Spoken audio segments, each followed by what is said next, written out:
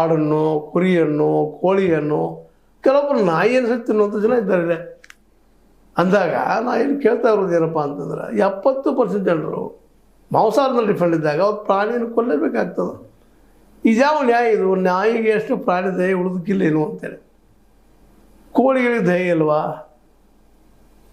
ಅದೇ ಕಾಲಕ್ಕೆ ಪ್ರಾಣಿಗಳು, ಅದರಲ್ಲಿ ಎಮ್ಮೆ ಇರ್ಬೋದು, ಹಸು ಇರ್ಬೋದು, ಅಥವಾ ಆಕಳಿರ್ಬೋದು, ಎತ್ತಿರ್ಬೋದು, ಅಥವಾ ಇನ್ನೊಂದು ಆಡು, ಕುರಿ, ಇವಕ್ಕೇನು ಜೀವ ಇಲ್ವಾ? ಪ್ರಾಣಿಗಳಲ್ವಾ? ಇವುಗಳನ್ನ 70% ಜನ ತಿಂತಾರಲ್ರಿ, ಮೀನುಗಳನ್ನ ತಿಂತಾ ಇದ್ದಾರೆ.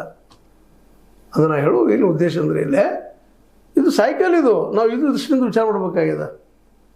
ಮನುಷ್ಯ ಸಹಾಯ ಮಾಡೋ ಸಲುವಾಗಿ ನಾಯಿ ಸಾಕೊಂಡಿದ್ದೀವಿ, ನಾಯಿ ಬೆಳೆಸ್ಕೊಂಡಿದ್ದೀವಿ, ಅವು ನಮಗೆ ಬೇಕು, ಸರಿ. ಆದರೆ ಅವು ನಮ್ಮ ಮೇಲೆ ದಾಳಿ ಮಾಡಿ, ನಮ್ಮ ಮಕ್ಕಳ ಮೇಲೆ, ನಮ್ಮ ಫ್ಯೂಚರ್ಗಳ ಮೇಲೆ ದಾಳಿ ಮಾಡಿ ಕೊಲೆ ಮಾಡಿದರೆ, ವಯಸ್ಸಾದ್ರ ಮೇಲೆ ದಾಳಿ ಮಾಡಿ ಕೊಲೆ ಮಾಡಿದರೆ ಹೊಣೆಗಾರರು ಯಾರು? ನಾಯಿಗೆ ತಿಳುವಳಿಕಿರುವುದಿಲ್ಲ. ಅಂದ್ರೆ ಬರೋದು ಏನಪ್ಪ ಅಂದ್ರೆ, ಯಾರು ನಾಯಿಯನ್ನು ಸಾಕಿರ್ತಾರೋ, ಯಾರನ್ನು ಸಲುತ್ತಾ ಇರ್ತಾರೋ ಅವರ ಜವಾಬ್ದಾರಿ ಹಾಕಬೇಕಾಗ್ತದೆ.